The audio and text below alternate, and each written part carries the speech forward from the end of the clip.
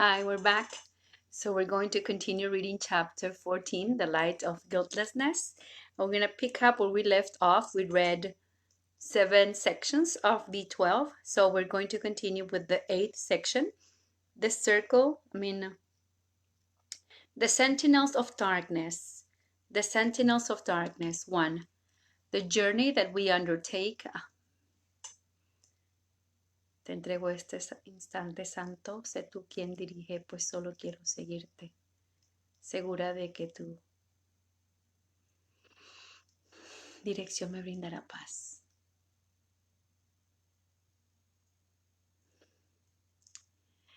Section 8, Chapter 14, The Sentinels of Darkness. 1.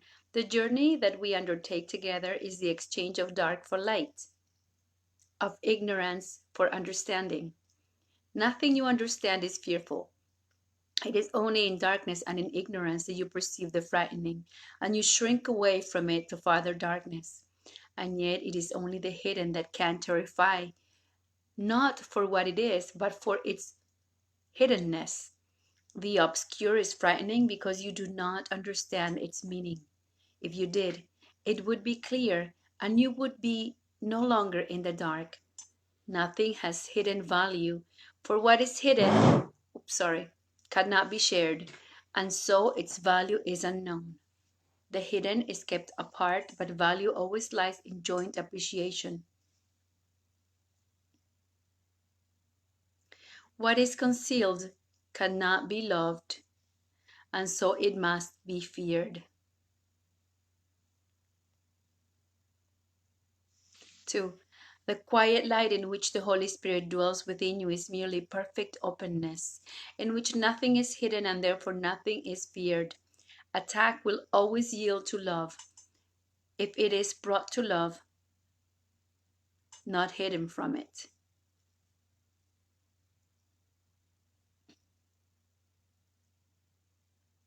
There is no darkness that the light of love will not dispel, unless it is concealed from love's beneficence. What is kept apart from love cannot share its healing power because it has been separated off and kept in darkness. Hello, Santa Hermanita. Estoy leyendo el capítulo 14, terminando de leerlo. Estoy leyendo un capítulo por día, pero de la fundación, del Círculo de la Expiación, entonces lo estoy leyendo en inglés. Es fantástico, es la manera de leerme el texto completo, también en un mes. Entonces estoy haciendo estas transmisiones en inglés. Nos amamos, Santa Hermana, sin traducirlas. What is kept apart from love cannot share its healing, separated off and kept in darkness. The sentinels of darkness watch over it carefully, and you who made these guardians of illusion out of nothing are now afraid of them. 3. Would you continue to give imagined power to these strange ideas of safety? They are neither safe nor unsafe. They do not protect, neither do they attack. They're just ideas of safety. They do nothing at all, being nothing at all. As guardians of darkness and of ignorance, look to them only for fear, for what they keep obscure is fearful. But let them go, and what was fearful will be so no longer. Without protection of obscurity, only the light of love remains, for only this has meaning and can live in light. Everything else must disappear. 4. Death yields to life simply because destruction is not true. The light of guiltlessness shines guilt away because when they are brought together, the truth of one must make the falsity of its opposite perfectly clear. Keep not guilt and guiltlessness apart, for your belief that you can have them both is meaningless. All you have done by keeping them apart is lose their meaning by confusing them with each other. And so you do not realize that only one means anything, and the other is wholly without sense of any kind. 5. You have interpreted the separation as a means which you have made for breaking your communication with the Father. You have interpreted It's an interpretation. The Holy Spirit reinterprets it. The Holy Spirit reinterprets it as a means of reestablishing what has not been broken, but has been made obscure. All things you made have used to him for his most holy purpose. All things you made have used for him for his most holy purpose. He knows you are not separate from God, but he perceives much in your mind that lets you think you are.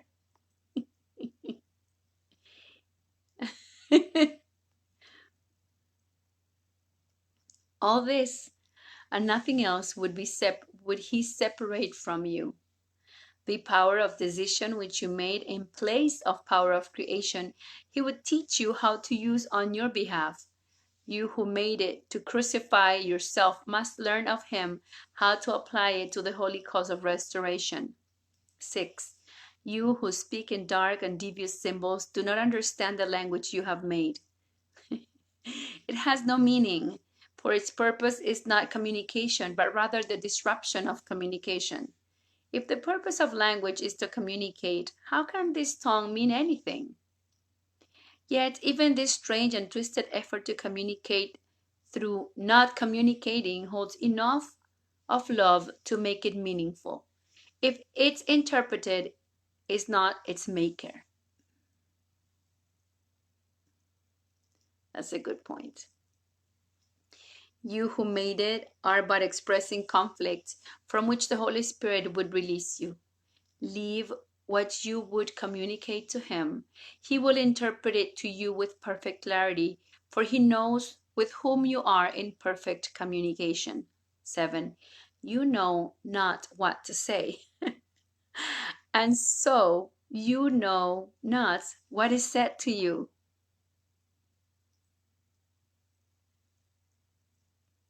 But your interpreter perceives the meaning in your alien language.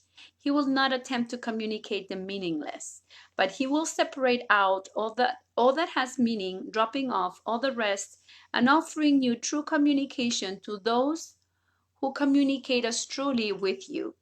You speak two languages at once,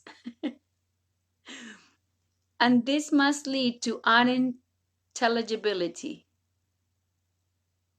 Unintelligibility. You speak two languages at once. For if one means nothing and the other one everything,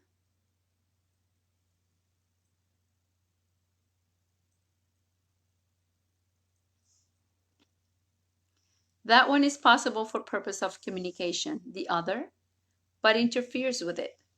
8. The Holy Spirit's function is entirely communication. He therefore must remove whatever interferes with it in order to restore it.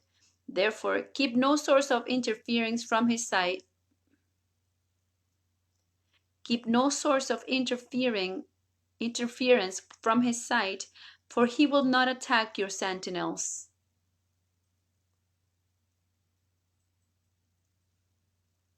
But bring them to him. And let his gentleness teach you that in the light they are not fearful, and cannot serve to guard the dark doors behind which nothing at all is carefully concealed. We must open all doors and let the light come streaming through. There are no hidden chambers in God's temple. Its gates are open wide to greet his Son. No one can fail to come where God has called them if he close not the door himself upon his Father's welcome. So we're reading chapter 14. Chapter 14 is entitled The Light of Guiltlessness, and we've read 8 of the 12 sections. The first one, the logic of blessedness. The second one, the happy learner. The third one, guiltlessness and invulnerability. The fourth one, guiltless decision making. The fifth one, loving in a loveless place. The sixth one, the condition for knowing God. The seventh one, the circle of atonement. The eighth one, the sentinels of darkness. And I will start reading the ninth one, bringing your darkness to him. Bringing your darkness to him.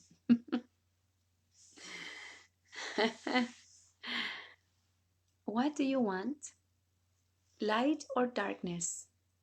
Knowledge or ignorance are yours, but not both.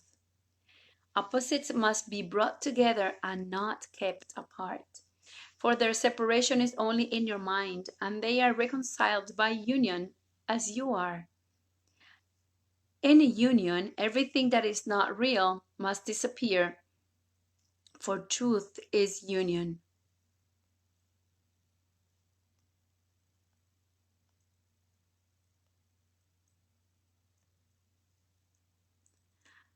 As darkness disappears in light, so ignorance fades away when knowledge dawns. Perception is the medium by which ignorance is brought to knowledge.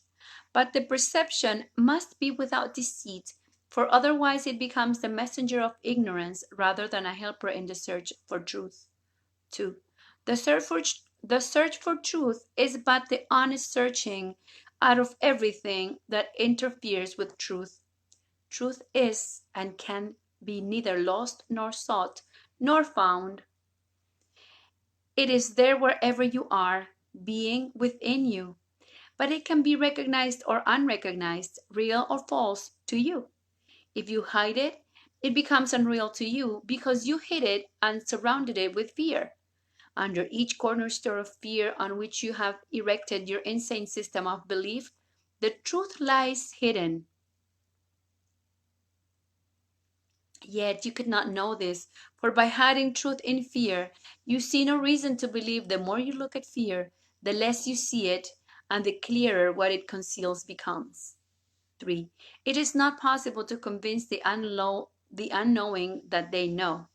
From their point of view, it is not true. Yet it is true because God knows it. These are clearly opposite viewpoints of what the unknowing are. To God, unknowing is impossible. It is therefore not a point of view at all, but merely a belief in something that does not exist. It is only this belief that the unknowing have, and by it they are wrong about themselves.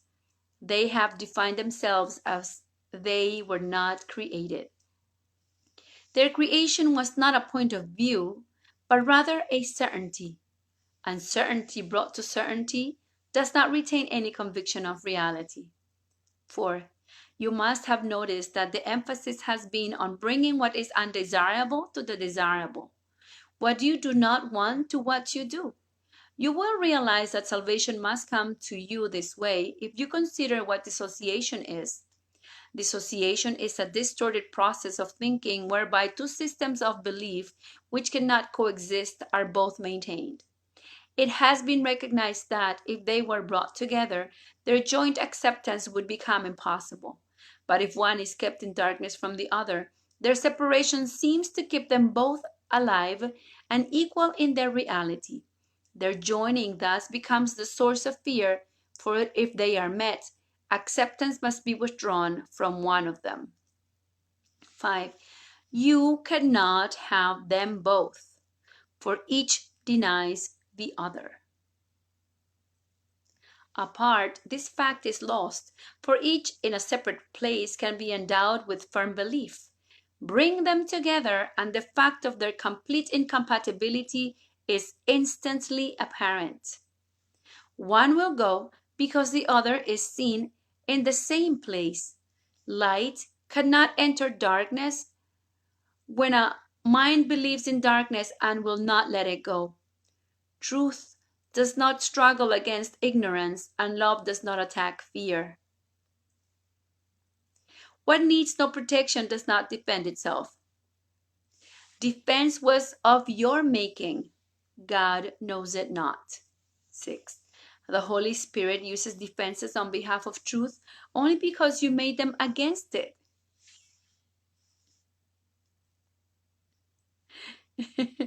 His perception of them, according to his purpose, merely changes them into a call for what you have attacked with them. Defenses, like everything you made, must be gently turned to your own good, translated by him from means of self-destruction to means of preservation and release.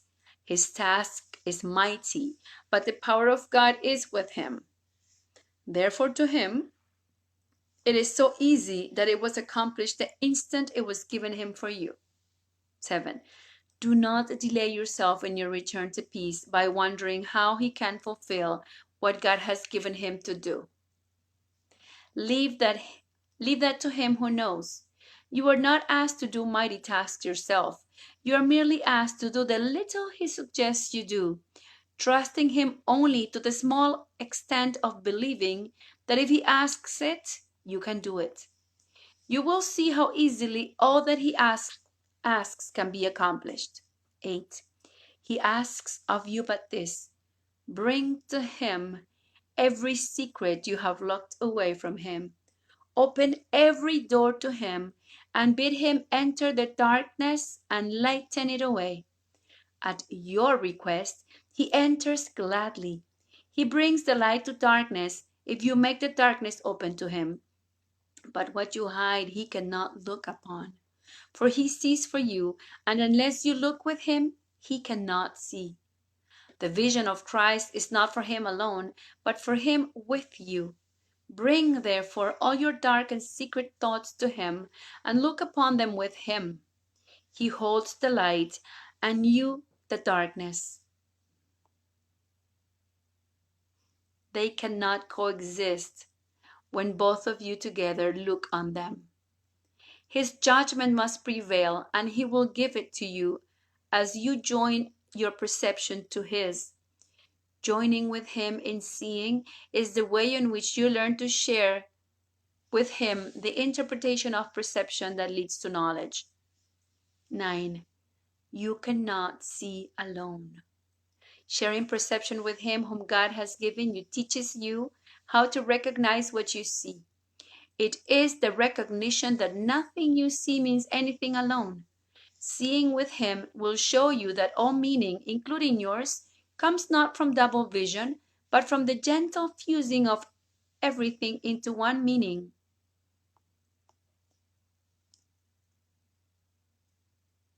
One emotion and one purpose. God has one purpose which he shares with you. The single vision which the Holy Spirit offers you will bring this oneness to your mind with clarity and brightness so intense you could not wish for all the world not to accept that God would have you have. What God would have you have. Behold your will, accepting it as his, with all his love as yours. All honor to you through him, and through him unto God. 10. In the darkness you have obscured the glory God gave you, and the power that he bestowed upon his guiltless Son. All this lies hidden in every darkened place, shrouded in guilt, and in the dark denial of innocence.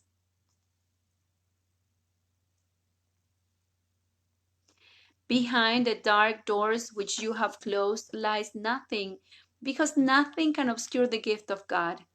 It is the closing of the doors that interferes with recognition of the power of God that shines in you. Banish not power from your mind, but let all that would hide your glory be brought to the judgment of the Holy Spirit, and there undone. Whom he would save for glory is saved for it. He has promised the Father that through him you would be released from littleness to glory. 11. To what he promised God, he is wholly faithful, for he shared with God the promise that was given to him to share with you. He shares it still for you. Everything that promises otherwise, great or small, however much or little valued, he will replace with the one promise given unto him to lay upon the altar to your Father and his Son. No altar stands to God without his Son, and nothing brought there that is not equally worthy of both together, but will be replaced by gifts wholly acceptable to Father and to Son. Can you offer guilt to God? You cannot then offer it to his Son, for they are not apart, and gifts to one are offered to the other. 12. You know not God because you know not this, and yet you do know God and also this. All this is safe within you, where the Holy Spirit shines. He shines not in division, but in the meeting place where God, united with his Son, speaks to his Son through him. Communication between what cannot be divided cannot cease. The holy meeting place of the unseparated Father and his Son lies in the Holy Spirit and in you. All interference in the communication that God himself wills with his Son is quite impossible here. Unbroken and uninterrupted love flows constantly between the Father and the Son, as both would have it be, and so it is. 13. Let your minds wander not through darkened corridors, away from light's center. You may choose to lead yourselves astray, but you can only be brought together by the guide appointed for you. He will surely lead you to where God and his Son await your recognition. They are joined in giving you the gift of oneness, before which all separation vanishes. Unite with what you are. You cannot join with anything except reality. God's glory and his Son's belongs to you in truth. They have no opposite, and nothing else can you bestow upon yourselves. 14. There is no substitute for truth, and truth will make this plain to you as you are brought into the place where you must meet with truth, and there you must be led through gentle understanding which can lead you nowhere else. Where God is, there are you. Such is the truth. Nothing can change the knowledge given you by God into unknowing. Everything God created knows its creator, for this is how creation is accomplished by the Creator and by his creations. In the holy meeting place are joined the Father and his creations, and the creations of his Son with them together. 15. There is one link which joins them all together, holding them in the oneness out of which creation happens.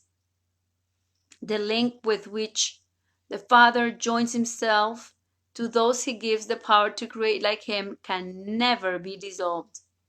Heaven itself is union with all of creation and with its one creator.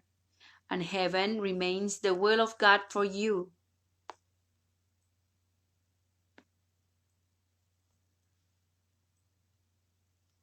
Heaven remains the will of God for you. Lay no gifts other than this upon your altar, for nothing can coexist beside it. Here your meager offerings are brought together with the gift of God, and only what is worthy of the Father will be accepted by the Son, for whom it was intended. To whom God gives himself, he is given. Your little gifts will vanish on the altar where he has placed his own.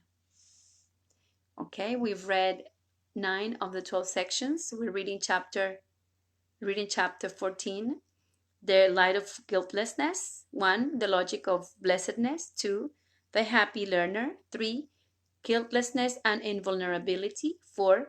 Guiltless decision making. 5. Loving in a loveless place. 6. The condition for knowing God. 7. The circle of atonement. 8. The sentinels of darkness. 9. Bringing your darkness to him. 10. The reflection of holiness, which is what we're going to read. The reflection of holiness. 1. The atonement does not make holy. You were created holy. It merely brings unholiness to holiness, or what you made to what you are.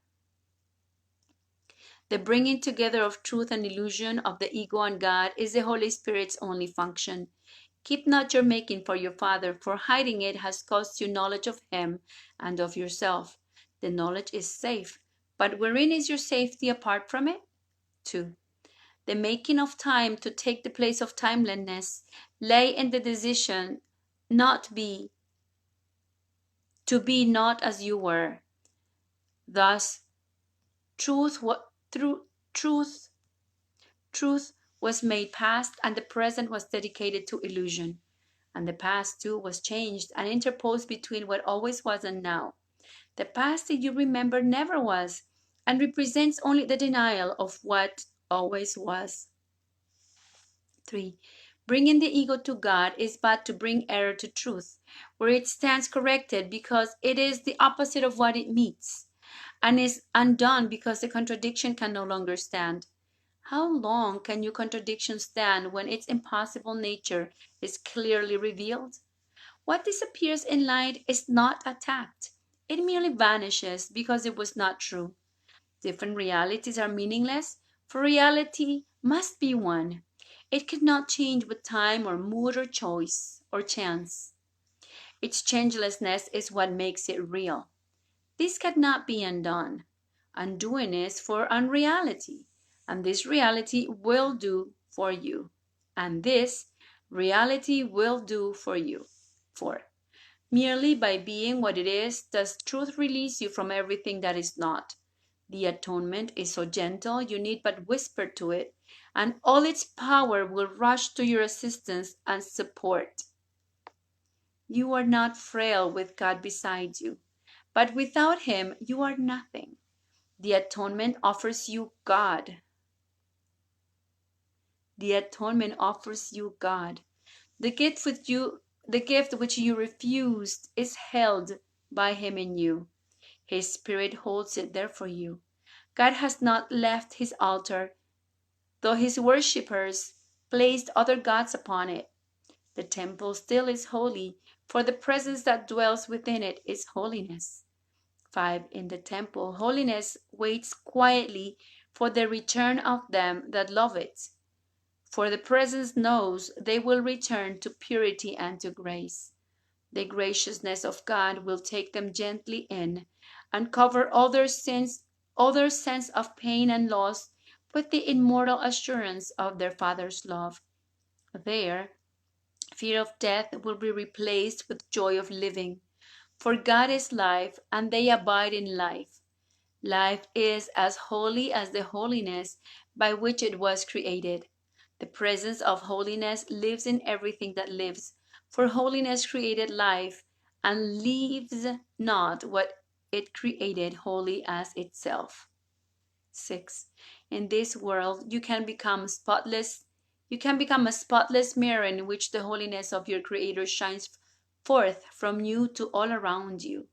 You can reflect heaven here, but no reflections of the images of other gods must dim the mirror that would hold God's reflection in it. Earth can reflect heaven or hell. I'm sorry. Earth can reflect heaven or hell, God or the ego. You need but leave the mirror clean, and clean off all the images of hidden darkness you have drawn upon it. God will shine upon it of Himself. Only the clear reflection of Himself can be perceived upon it. Reflections are seen in light. In darkness they are obscure, and their meaning seems to lie only in shifting interpretations rather than in themselves. 7. The reflection of God needs no interpretation. It is clear. Clear but the mirror, and the message which shines forth from what the mirror holds out for everyone to see, no one will fail to understand. It is the message that the Holy Spirit is holding up to the mirror that is in him. He recognizes it because he has been taught his need for it, but knows not where to look to find it. Let him then see it in you and share it with you. Could you but realize for a single instant the power of healing that the reflection of God shining in you can bring to all the world, you could not want to make the mirror of your mind clean. You could not wait to make the mirror of your mind clean to receive the image of the holiness that heals the world.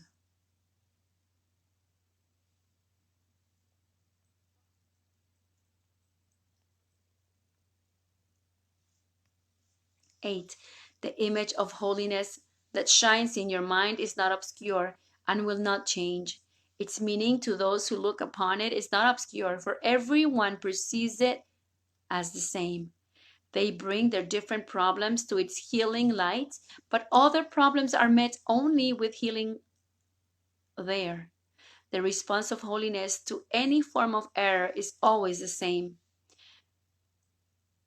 There is no contradiction in what holiness calls forth. Its one response is healing without any regard for what is brought to it. 9. Those who have learned to offer only healing because of the reflection of holiness in them are ready at last for heaven. There, holiness is not a reflection, but rather the actual condition of what was, but reflected to them here. God is no image, and his creations, as part of him, hold him in them in truth. They do not merely reflect the truth, for they are truth. When no perception stands between God and his creation, or between his children and their own, the knowledge of creation must continue forever. The reflections that you accept into the mirror of your mind in time, but move eternity nearer or farther. 10. But eternity itself is beyond all time. Reach out of time and touch it with the help of its reflection in you, and you will turn from time to holiness. As surely as the reflection of holiness calls everyone to lay all guilt aside, reflect the peace of heaven here, and bring this world to heaven. For the reflection of truth draws everyone to truth, and as they enter into it, they leave all reflections behind. In heaven, reality is shared and not reflected. By sharing its reflection here, its truth becomes the only perception which the Son of God accepts, and thus remembrance of his Father dawns on him, and he can no longer be satisfied with anything but his own reality. I'm going to just move on to section 11. I'm reading chapter 14, section 11. The equal blessing of the miracle. 1. You on earth have no conception of limitlessness, for the world you seem to live in is a world of limits. In this world, it is not true that everything without order of difficulty can occur. The miracle therefore has a unique function and is motivated by a unique teacher who brings the laws of another world to this one.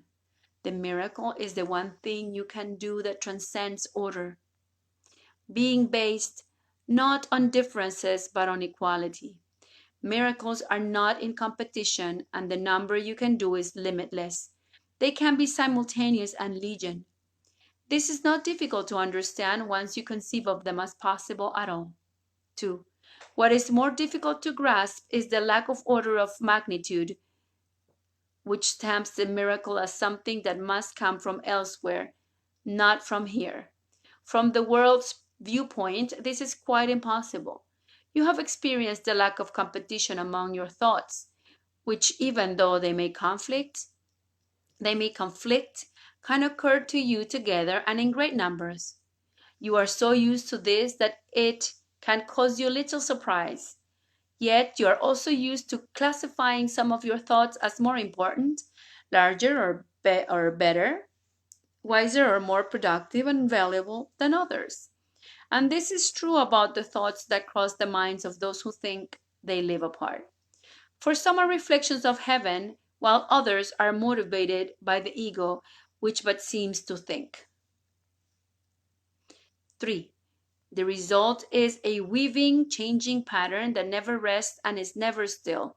It shifts unceasingly across the mirror of your mind, and the reflection of heaven lasts but a moment and grows dim as darkness blots them out. Where there was light, darkness removes it in an instant, and alternating patterns of light and darkness and light sweep constantly across your mind. The little sanity that still remains is held together by a sense of order which you establish. The very fact that you can do this and bring any order into chaos shows that you are not an ego, and that more than an ego must be in you, for the ego is chaos. And if it were all of you, no order at all would be possible. 4. But through the order which you impose upon your mind limits, but though the order which you impose upon your mind limits the ego, it also limits you. To order is to judge and to arrange by judgment. Therefore, it is not your function, but the Holy Spirit's. It will seem very difficult to you to learn that you have no basis at all for ordering your thoughts. This lesson the Holy Spirit teaches by giving you shining examples to show you that your way of ordering is wrong, but that a better way is offered you. The miracle offers exactly the same response to every call for help. It does not judge the call. It merely recognizes what it is and answers accordingly. It does not consider which call is louder or greater or more important. 5. You may wonder how you, who are still bound to judgment, can be asked to do that which requires no judgment of your own. The answer is very simple. The power of God and not of you engenders miracles. The miracle itself is but the witness that you have the power of God in you. That is the reason that the miracle gives equal blessings to all who share in it, and that is also why everyone shares in it. The power of God is limitless, and being always maximal, it offers everything to every call from anyone. There is no order here. A call for help is given help. 6. The only judgment involved at all is in the Holy Spirit's one division of thoughts into two categories, one of love and the other the call for love. You cannot safely make this division, for you are much too confused either to recognize love or to believe that everything else is nothing but a need for love. You are too bound to form and not to content. What you consider content is not content at all. It is merely form and nothing else. For you do not respond to what a brother really offers you, but only to the particular perception of its offering by which your ego judges it. The ego is incapable of understanding content and is totally unconcerned with it.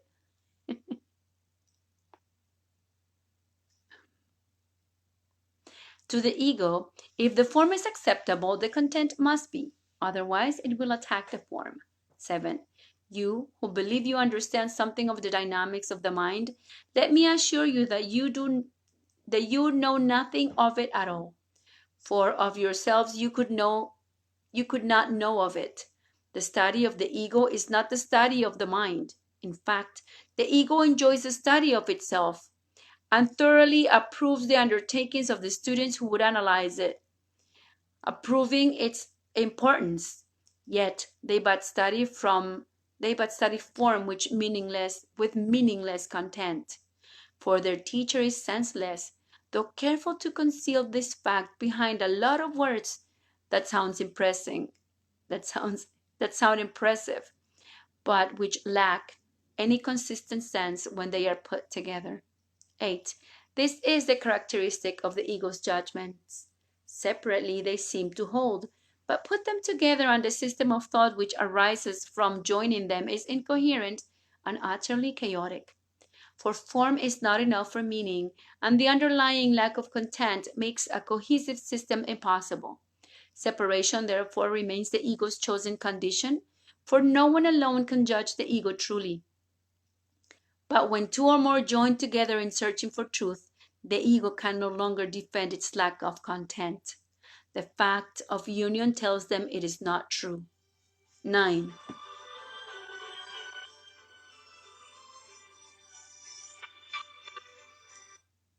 I'm so sorry. I apologize. For remembering him means you are not alone and are willing to remember it. Take no thought for yourself, for no thought you hold is for yourself. If you would remember your Father, let the Holy Spirit order your thoughts. Let the Holy Spirit order your thoughts and give only the answer which with which he answers you. Everyone seeks for love as you do, and knows it not unless he joins with you in seeking it.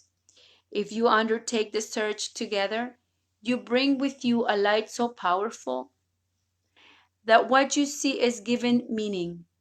The lonely journey fails because it has excluded what it would find. 10. As God communicates to the Holy Spirit in you, so does the Holy Spirit translate his communications through you, so you can understand them. God has no secret communications, for everything of him is perfectly open and freely accessible to all, being for all. Nothing lives in secret, and what you would hide from the Holy Spirit is nothing. Every interpretation you would lay upon a brother is senseless. Let the Holy Spirit show him to you and teach you both his love and need for love. Neither his mind nor yours holds but these two orders of thought. 11. The miracle is the recognition that this is true. Where there is love, your brother must give it to you because of what it is. But where there is need for love, you must give it because of what you are. Long ago, we said this course will teach you what you are, restoring you to your identity. And we have already learned that this identity is shared. The miracle becomes the means of sharing. By supplying your identity wherever it is not recognized, but where it is, you will recognize it. And God himself, who wills to be with his Son forever, will bless each recognition of his Son with all the love he holds for him. Nor will the power of all his love be absent from any miracle you offer to his Son.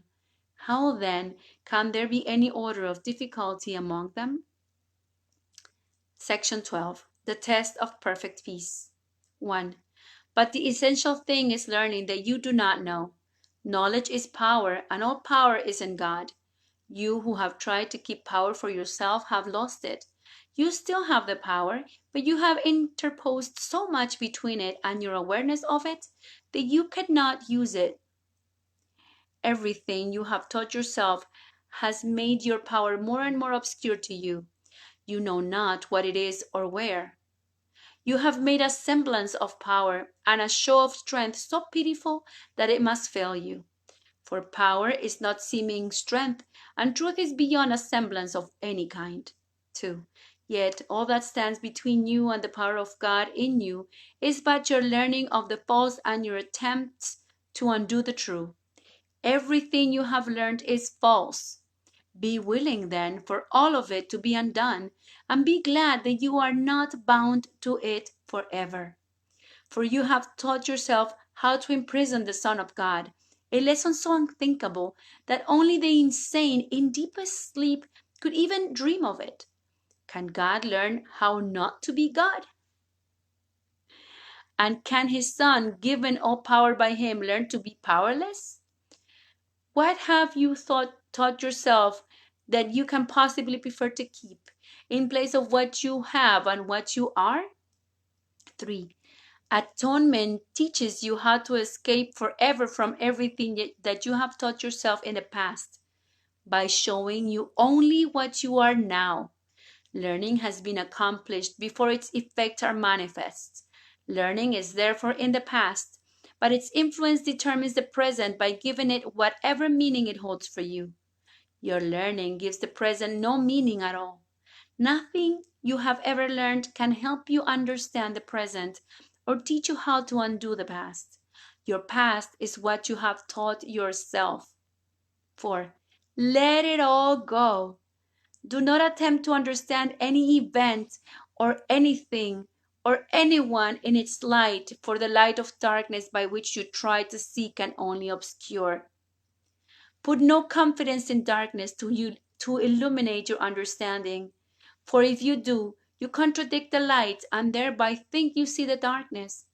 Yet darkness cannot be seen, for it is nothing more than a condition in which seeing becomes impossible. 5. You who have not yet brought all of the darkness you have taught yourself unto the light in you can hardly judge the truth and value of this course.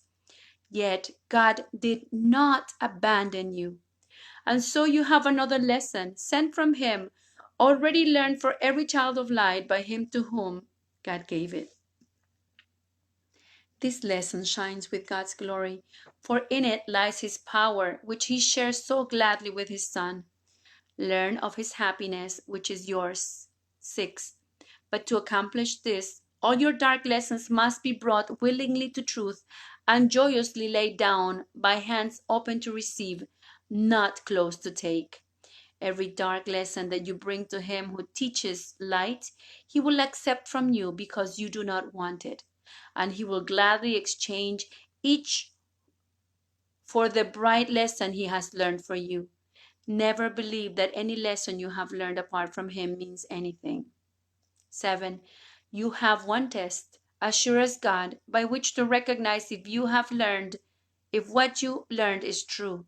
If you are wholly free of fear of any kind, and all those who meet or even think of you share in your perfect peace, then you can be sure that you have learned God's lesson and not yours. Unless all this is true, there are dark lessons in your mind which hurt and hinder you and everyone around you. The absence of perfect peace means but one thing. You think you do not will for God's Son what His Father wills for Him. Every dark lesson teaches this in one form or another, and each bright lesson with which the Holy Spirit will replace the dark ones you do not accept and hide teaches that you will with the Father unto His Son. 8. Do not be concerned how you can learn a lesson so completely different from everything you have taught yourself. How would you know? Your part is very simple. You need only recognize that everything you learned you do not want. Ask to be taught, and do not use your experiences to confirm what you have learned. When your peace is threatened or disturbed in any way, say to yourself, I do not know what anything including this means, and so I do not know how to respond to it, and I will not use my own past learning as the light to guide me now. By this refusal to attempt to teach yourself what you do not know, the guide whom God has given you will speak to you. He will take his rightful place in your awareness the instant you abandon it and offer it to him. 9. You cannot be your guide to miracles, for it is you who made them necessary. And because you did, the means on which you can depend for miracles has been provided for you. God's Son can make no needs His Father will not meet, if he but turn to Him ever so little. Yet He cannot compel His Son to turn to Him and remain Himself. It is impossible that God lose His identity, for if He did, you would lose yours. And being yours, He cannot change Himself, for your identity is changeless. The miracle acknowledges His changelessness by seeing His Son as He always was, and not as He would make Himself. The miracle brings the effect which only guiltlessness can bring, and thus establishes the fact that guiltlessness must be. 10. How can you, so firmly bound to guilt and committed to remain, establish for yourself your guiltlessness? This is impossible. But be sure that you are willing to acknowledge that it is impossible. It is only your thought that you can run some little part or deal with certain aspects of your life alone that limits the Holy Spirit's guidance. Thus, would you make Him undependable and use this fancied undependability as an excuse for keeping certain dark lessons from Him? And by so limiting the guidance that you would accept, you are unable to depend on miracles to answer all problems for you. Do you think that what the Holy Spirit would have you give, He would withhold from you? You have no problems which He cannot solve by offering you a miracle. Miracles are for you, and every fear or pain or trial you have has been undone. He has brought all of them to light having accepted them instead of you, and recognizing that they never were. There are no dark lessons He has not already lightened for you. The lessons you would teach yourself He has corrected already. They do not exist in His mind at all, for the past blinds Him not, and therefore binds not you. Binds Him not, and therefore binds not you. 12. He does not see time as you do, and each miracle He offers you corrects your use of time and makes it His.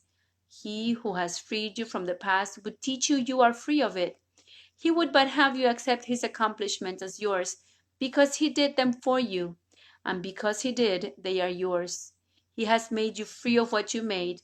You can deny Him, but you cannot call upon Him in vain. He always gives what He has made in place of you. He would establish His bright teaching so firmly in your mind that no dark lesson of guilt can abide in what He has established as holy by His presence. 13. Thank God that He is there and works through you, and all His works are yours. He offers you a miracle with every one you let Him do through you. God's Son will always be indivisible. As we are held as one in God, so do we learn as one in Him. God's teacher is as like to His Creator as His Son, and through His teacher does God proclaim His oneness and His Son's. Listen in silence and do not raise your voice against Him, for He teaches the miracle of oneness, and before His lesson, division disappears. Teach like Him here, and you will remember that you have always created like your Father. The miracle of creation has never ceased, having the holy stamp of immortality upon it. This is the will of God for all creation, and all creation joins in willing this. 14. Those who remember always that they know nothing, but who have become willing to learn everything, will learn it. But whenever they trust themselves, they will not learn. They have destroyed their motivation for learning by thinking they already know. Think not you understand anything until you pass the test of perfect peace. For peace and understanding go together, and never can be found alone. Each brings the other with it, for it is the law of God that they be not separate. They are cause and effect, each to the other, so where one is absent the other cannot be. 15. Only those who see they cannot know unless the effects of understanding are with them can really learn at all. And for this it must be peace they want and nothing else. Whenever you think you know, peace will depart from you because you have abandoned the teacher of peace.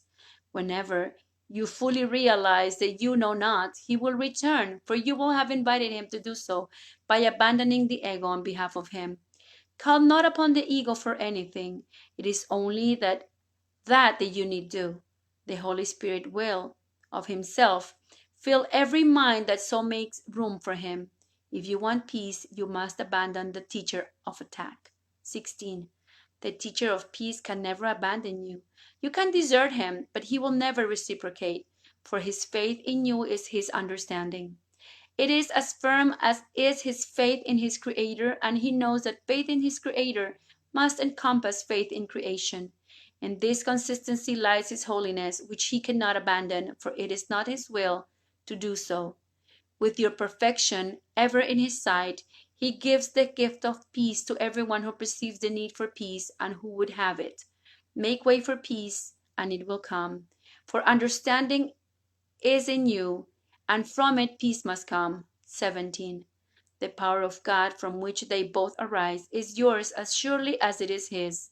You think you know him not, only because alone it is impossible to know him.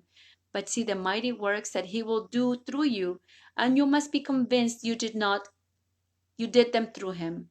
It is impossible to deny the source of effects so powerful that could not be of you. They could not be of you. Leave room for him, and you will find yourself so filled with power that nothing will prevail against your peace. And this will be the test by which you recognize that you have understood. Thank you.